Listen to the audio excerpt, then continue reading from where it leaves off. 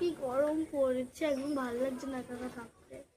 কি গরম পড়েছে ও দিদি, কি করছো? ভীষণ গরমে ভালো লাগছে না। হ্যাঁ ঠিকই বলেছি, ভীষণ গরমায় বস। তারাও আসছি, বসি, ভাল লাগছে না। তবে বলো কি খাবা? কিছু খাবো না গো, সকালবেলা কত গরম আর রাত্রেবেলা ঠান্ডা ঠান্ডা হালকা, সেই শরীর খারাপ করেছে। তাহলে একটু শরবত খেয়ে নাও, আনছি। হ্যাঁ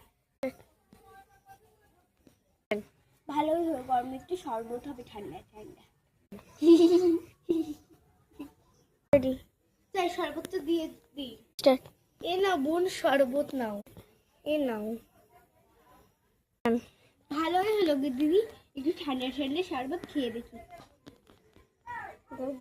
এই শরবতের ভিতর কাঁচা লঙ্কা নুন একটু জল দিয়েছে, তাও পুড়ছে না মাটিতে। ছি মানছি খাই দেখি। দিদি হয়ে গেছে খাওয়া।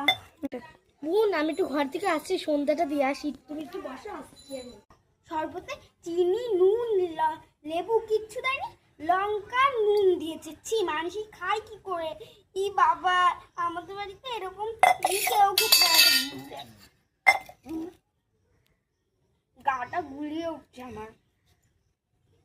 দিদি আমি একটু আসছি।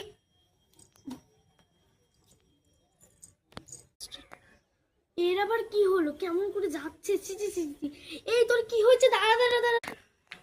থাক থাক, তোর আসতে হবে না, আমি বাড়ি যাচ্ছি। থাক বাবা, কেটে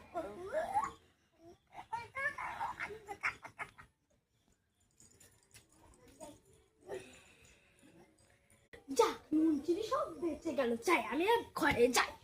ঠিকই হয়েছে, মালসির সাথে এমনই হয়। এসে বলছে দিদি তো শরবত খাবো।